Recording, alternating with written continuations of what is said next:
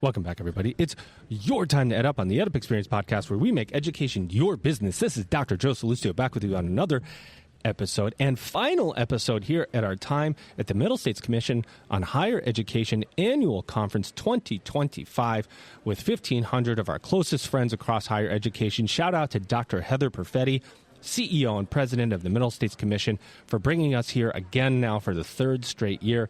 First time for Elvin Freitas to be here, by the way.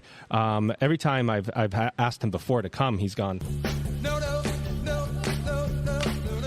And I was like, dude, you got to get here this year. And it's been great. It's been great having Elvin here. He's pumping out episodes. I record, do the really hard work. He gets the episode after it's done, and he does the really easy work of producing it. No, it's a great partnership. Now going, actually in about a month from when you hear this episode, it will be our 6th anniversary at the EdUp Experience podcast, interviewing over 425 presidents, over 1,200 people in higher education, now closing in on 750,000 downloads. And we said, who could we interview in our final episode here at Middle States to cap off the conference? Talking to college, we need somebody like out of the country. Is there anybody here that's from out of the country, maybe from a place where it's warm? Somebody that looks cold all the time here in Philadelphia, and we found the perfect person. And I'm going to bring him in right now, ladies and gentlemen. He is the president of H. Stout Community College in the British Virgin Islands. He's Dr. Richard Georges. Woo! Welcome to the podcast, my friend. How are you? I'm good. Are you cold? Yeah, very.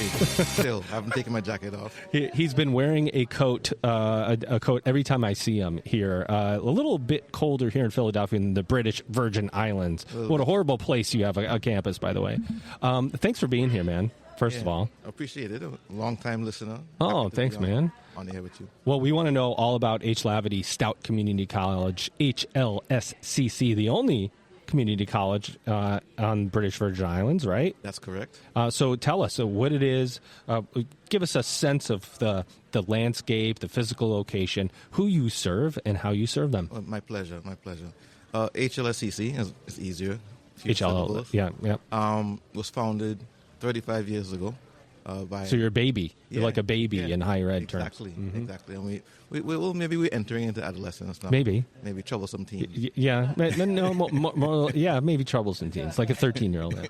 Exactly. So, like I said, about 35 years ago, founded by the first Chief Minister of the British Virgin Islands, H. Lavity Stout, and it was really a vision of his to create more access to higher education for Virgin Islanders. Prior to the establishment of the college, Virgin Islanders would have to travel. They have to go to University of the West Indies, University of the Virgin Islands, or further afield in the U.S., Canada, UK, etc. And, you can imagine that was a major barrier of access. People couldn't afford to migrate and pay tuition and accommodations, etc., and travel back and forth.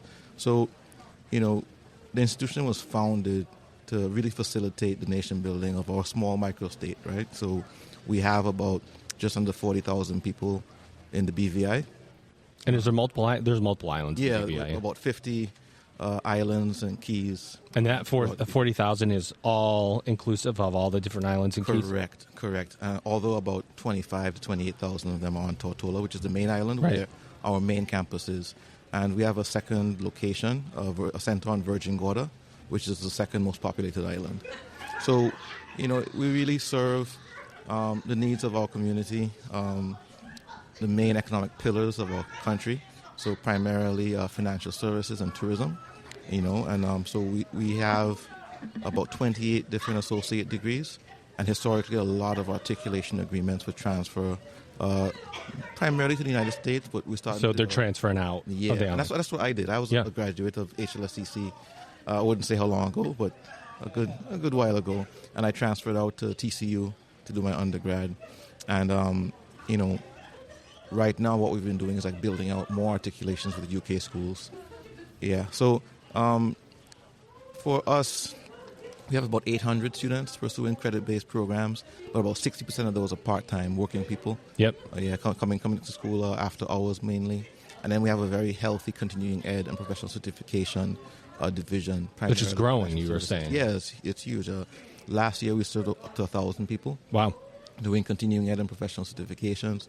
We do a lot in marine maritime, as you would expect. Yeah. The water's right there, of course. Exactly. Yeah. We do a lot in culinary, a lot in hospitality, and a lot in financial services in our continuing ed offerings. We were talking, I really thought that we could do this episode in the British Virgin Islands, but when I asked you to fly us down there... Oh man, but it would be nice, just on the record. But I want to bring this up because we're hearing about this in the United States too. Like more continuing education, more people trying to get certifications, make sure that there's an application to the workforce, and there's always this question of what's happening outside of the continental United States, and you're seeing that grow, and how fast? I mean, is this catalyzed over the last couple of years, where all of a sudden everybody wants a certification and more continuing ed? Has it been over 10 years? Is it more recent? I would say it's been intensified more recently. We've always had that kind of aspect to the institution, whether it was customized training. We've offered some professional qualifications in accounting and management over the years, but it's intensified. I think definitely post-COVID, intensified greatly. So that's pretty much right after COVID, we rolled out a marine professional training program, which is a 13-week program, 8 weeks of instruction and hands-on instruction and theory, and they come out of it with a number of professional certifications in the maritime industry. Then they go straight into apprenticeships, and so that's good. We were targeting youth unemployment, and, people who wanted to get into the marine industry but didn't have an avenue to do so, and we've enjoyed a 90% employment rate out of that program since we started it. Soon after, we also did a solar PV installer program as well, and there's a lot of appetite. I think the main obstacle that we face is, of course, going to be cost, because these types of programs aren't cheap, given they are very very resource intensive. And very a lot of hands-on hours with specialized faculty, so they're not cheap. So that's kind of one of the main obstacles that we've been working with, and how we've been getting around that is developing grant funding for those programs. So private and public funding for developing capacity in those specific areas has been a very successful model for us. I'm curious on the transient nature, perhaps, of the students, right? Like, so they're going to the community. I don't want to keep saying the name because I want everybody to hear it and highlight your institution. It's H. Lavity Stout Community College. And, so they come in, they get an associate degree or they're getting a continuing ed. You said you did the same, you transferred out. How many are transferring out and not coming back? How many are transferring out and coming back? Because I would imagine there's a appetite for you as the president and the local community and businesses to have those students get a higher education, get a bachelor's degree or even higher, and come back to the island and help the economy of the island. Exactly, of course. And do you send them up to, like, where I'm from, Syracuse, New York? And we've had people go to Syracuse. And then they experience 8 months of snowfall, and they're like, you know what, I'm going to get this degree and go back to the Virgin Islands. So you don't send them to, like, Miami or... Well, a lot of them go to okay. All right, fine. So it's not like you have articulations just with cold weather schools to get them to come back. But no, honestly, tell me about that. Because you want them back, right? Of course. And, we are an institution that is very explicitly built for nation building, Yeah. So that is definitely a main thrust of our desire, not just at the college, but throughout the jurisdiction, to see people come back home and continue to build the economy of the BVI. So when we're looking at the associate degree holders, the graduates, about half of them within a year will transfer. Okay. And the remainder... a year of completion. Yeah. Yep. Okay. Yeah, and the remainder will seek employment, whether in the public sector or enter into entrepreneurship. Are they transferring through articulations, or are they just... No, all sorts. Okay. All sorts. All right. So we have... so you have some structures, and then they find institutions. Exactly. Yep. Exactly. And of course, being MISHI accredited is very useful. Yes, it is. In their ability to move around the place. And then a growing percentage is also matriculating into the UK. Because since we're more often than not, I bet that's probably picking up a little bit. Yes, it's a recent phenomenon. I think cost is part of it. I think geopolitics is part of it. They're British citizens, so it's much easier to go to school in the UK. Yep. But culturally, familiarly, And, historically, we have a longer standing relationship with the U.S. territories, Puerto Rico and St. Thomas, USVI, and mainland U.S. So a lot of people are more comfortable coming to the U.S. because it's more familiar. And so that's what I did. Yeah. And I would say over the last 10 to 15 years, we've seen this growing rate of graduates going to the UK. So now we've started to... Probably geopolitical is probably a big reason. Yeah, and cost. Yeah. So the UK's funding model is completely different. Yeah. More state-funded, more country funded, and exactly. the price is very different. Exactly. You said you have 2 locations across the island, and I'm just curious, you said 50 islands and keys? Yeah, but there are what 4 main islands. Yeah. Do they ferries to get around? Yep, okay, so you have students that literally take a ferry to come to school. Yeah, primarily so our students in Virgin Gorda. So even though we have a center there, we don't offer everything, right? Because it's just density and capacity of the market. So they might take some courses on Virgin Gorda, but if they're full time, especially, they would be ferrying over to Tortola. How long is the ferry? About 30 to 40 minutes. I just... Depending on the waves. I mean, it's super normal to you to have this conversation, like, a student takes a ferry, but actually think about higher ed and the number of community college presidents that we've interviewed before. Yes, you have a student, perhaps they're an adult student, they have kids, they have families, they have a job. They're getting in their car, they're driving 40 minutes, and you hear these stories, they're taking 3 buses. Not often do you hear the stories about students having to take a ferry, and the waves are rough that day, and so it's hard to get across, or maybe they can't get back as fast as they want to. They have to get a bus when they get to Tortola. Okay, so they take the ferry, probably take a bus to get to the ferry, then get off the ferry, take a bus to get to the... Yeah, pretty much. And then what if they can't get back that day? What if there's a hurricane? I mean, so with the hurricane, the whole show stops. Yeah. For the storm. For hurricanes, it stops everything. No, all right, I get it. And then, but if there is rough weather that day, I got a bad feeling about this. I love round punches. But if there's rough seas or the kind of weather taking place, we just move online or have that's good. So you're engineered for... That's an important point because not every community college is like that. Yes, some came out of COVID and we're doing online. They've sort of elastic banded back. It's like a rubber band back to the way they were. Do you have you need the flexibility to move? Correct.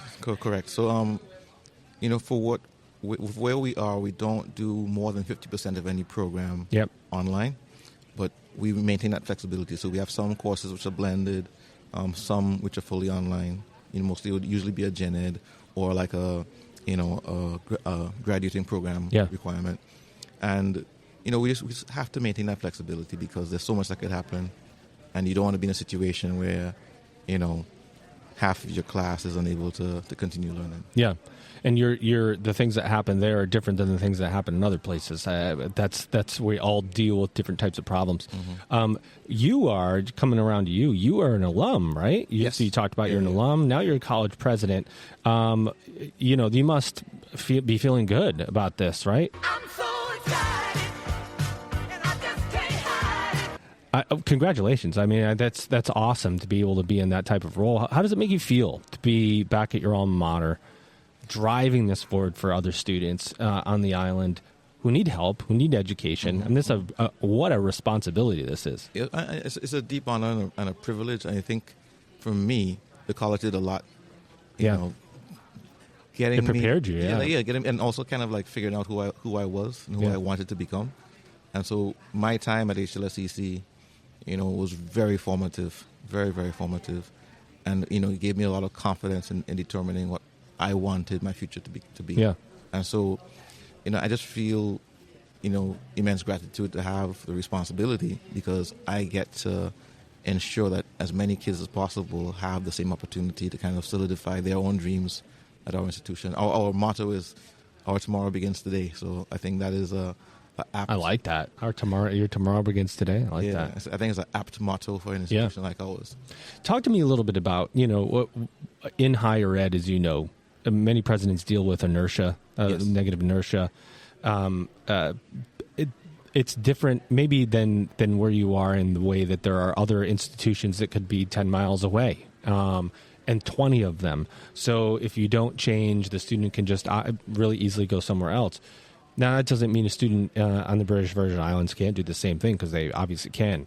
But do you find that driving change is easier because you have to serve the students on the island, or do you think you experience the same, I don't know the right word, obstacles that institutions in the U.S. do? Yeah, that's a pretty good question. I think I would think we have the same habits of fall into complacency. Yeah. As any kind of institution. I Yeah. think. And so you do have to kind of find the kinetic energy from some place to kind of shake that. I like that. But however, I think the challenge that we have is because we have that isolation. When we come to Middle States, we kind of remember, other people are dealing with the same problem. Yeah. However, when you are in a context where you're the only school in the jurisdiction, in the area, it's very difficult to have that 30,000 perspective. Exactly. Yeah. You kind of think, we're the only people dealing with this, and we need to get this right. I think for my part, being small is a gift and a curse, right? Because while you might be challenged with resources, when you create change, the change is so impactful. And it kind of ripples Because out. people are so close to it. Exactly. They're not, if you have 30,000 students and the president says something, you're way far away from the change. Exactly. So they're right in it with you, right? Yeah, and it's difficult, but once you get that turnover, you kind of like move over the crest of the hill and start coming down. It's really gratifying. There are a few things that we've done over the past 7 years of my presidency that are kind of like that. We went through a rebranding. People are like, why are you changing the logo? Yeah. Because How dare you? Exactly. We were trying to refresh and reposition ourselves in the psyche of our community, and the rebranding was an important part of that. Yep. And also, initiatives, events. We started a literary festival. We started a kids' summer camp. We did a lot of things to kind of reframe, how we were thought about. What I told the team at the college was, we need to make the community fall back in love with HLSCC. We'd come through 2 massive hurricanes. We came through COVID. Yeah, what a disruption that must have been. Exactly. So we needed to kind of... Exactly. Arnold agrees. Yeah, we needed to reframe, how the community would think about the college, and make sure that, kids have choices. They can do one of the online schools. They can go to another jurisdiction. So we wanted to make HLSCC, the number one choice for everyone when they're leaving school. What a thing to have a couple hurricanes come in and you have to rethink everything all over again. How many students do you lose? Like, do you lose students from a hurricane who just have like such trauma happen, or just economic hardship happen that all of a sudden you're scrambling to get these people back that you had in the first place? Yeah, well, with Irma, Irma was as of now is the 3rd most powerful storm on record. I think Melissa just displaced it. Yep. In number 2. Yep. So we lost, about 600 students. Yikes. Following that storm. That's people, crazy. Evacuating out, moving because of the scale of the damage to the infrastructure, etc. And it took us a little while to get back. Irma was on the 4th of September. And then, no, I got my dates wrong. 6th of September. I'm sorry, I get a lot wrong here too. It's fine. Yeah, and by October we were back in classroom, so we had 235 students. Wow. Yeah. So, but this year we are at 785. So every year we are seeing a significant build back increase. Yeah. That's got to be tough though, because if that doesn't happen, maybe you go to 900 or maybe you got to 950, and so you take this you don't take a step back, you get hit and you got to rebuild. Mm-hmm. And then a year goes by, and here comes another hurricane. Is that happening all the time to where you've hit and rebuild? No, and I think Irma was historic. Yeah. We get storms. Storms pass through the islands, but you don't often get something like that take place. For our part, though, our response to Irma, was a demonstration of our resilience and our adaptability. But that's the reason why, for one of the major reasons why we're able to make it through COVID is because we had to move all of these systems into the cloud, both in terms of the, LMS, our operations, HR and finance, all moved into the cloud so that we can be, if another storm came, we wouldn't lose too much instructional time. We can react. We developed a loan program for tablets that was funded by the telecom companies. And when COVID came around, we had all these policies, we had all these structures, we had all these applications that we were one of the better prepared institutions in our region to be able to respond without too much loss. So COVID started, I think we were in spring break, so we just extended spring break by a week. We brought the faculty in, well, not in physically, we brought them in. We did some last ditch training, and then here's what's going to happen. Exactly, and we were good to go. So I always, it's fascinating to talk to presidents who have the obstacles, acts of God that take place, and they have to build these. Because you talk to some other schools that really think they have these acute problems with retention, and it's like, no, when something like that happens, Irma, it's like, okay, now your level of grit, your level of perseverance for your faculty, for your staff has to be super elevated. And if you can hold that feeling through when there is no act of God, how much better can you be? Momentum, man. Momentum, right? So talk about your leadership a little bit while I have you here. What's your leadership style? How do you've been there for 7 years, you're starting to hit the point where I've talked to so many presidents where you almost have to cut your presidency into different parts, or else you get too complacent. How do you think about it? Year 8, year 9, year 10, and cutting it up, and how do you think about innovation moving forward? Yeah, well, I would say when I started, so I started in October 19, and so I got in there, and then I had a few months, and then boom, it was COVID. Yeah, great timing. Yeah, well done. And we were still working on the storm recovery. Are you kidding me? So I was really focused. We even termed our planning in that phase as recovery to discovery. So the first phase was recovery. As we got through the physical reconstruction and we got through COVID, then we moved into to what we call the discovery mode, when we did a lot of the investment and focus in the vocational and skills-based training, the certifications, some of the new programs with respect to the community. We have some climate change programs. We have a mangrove nursery, coastal resilience. Mangrove nursery. Yeah, and a Center for Applied Marine Studies. So we spend a lot of time and money investing in those types of initiatives, sort of, again, reframing how we are an institution. And then we went into a new strategic plan and a new master plan. So at this point, we are now at the beginning of our transformation phase. So now is the point where we are developing a 4-year program, a bachelor's of education. So we're at middle stage, and we'll be submitting our that's a historic for your institution. Exactly. It'll be the first, fully owned. We've done them before in partnerships, but it'll be the first fully owned bachelor's degree at HLSCC. Wow. So that's like a major transformational initiative. The next one that we're looking at is becoming a residential campus. So both to facilitate. So you're working on big moves, my friend. Yeah, big so moves. this is the season of transformation. It's very stressful. Let's go!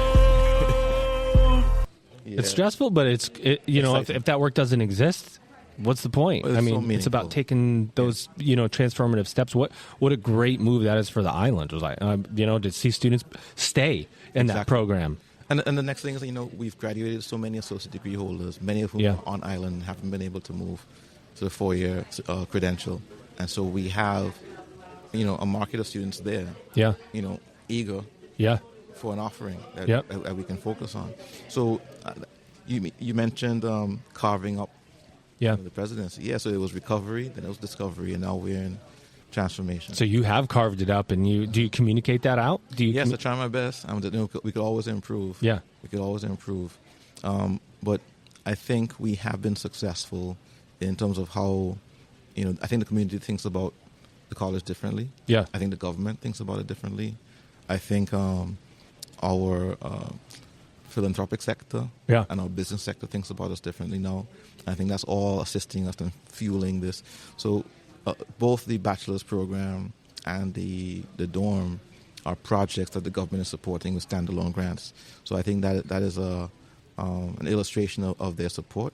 It helps that the Minister of Education is an alumna as well. That obviously it helps. Yeah, we recognize the value of the institution to the territory. Well done, my friend. I love that. What else do you want to say about H. Lavity Stout Community College in the British Virgin Islands? Well, what I would say is I think HLSCC is an illustration that you don't need like these mega budgets, and these huge endowments, Yep. etc. I mean, they're very helpful. Always helpful. I wouldn't turn one down.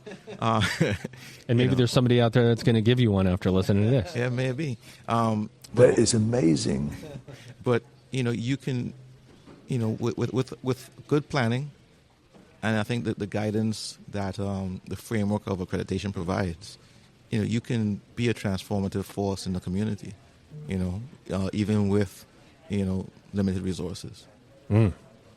I love that. You know what? You can still do more with less, right? I wouldn't say do more with less. I would say use what you have. Yeah, or focus on the things that are most impactful when you don't have the ability to have massive resources, right? You become really, really good at what you're good at, and you become focused on it. And it sounds like that's what you're doing. Yeah, man. And I say we have been able to find champions outside of the institution. So both public and private champions to kind of help us make sure that our work is sustainable and ongoing. Man, Elvin, this has been a great episode. I will tell you, and I'm glad we ran into each other, Richard, and it's been a pleasure to get to know you and have you on here. I want everybody to check out H. Lavity Stout Community College.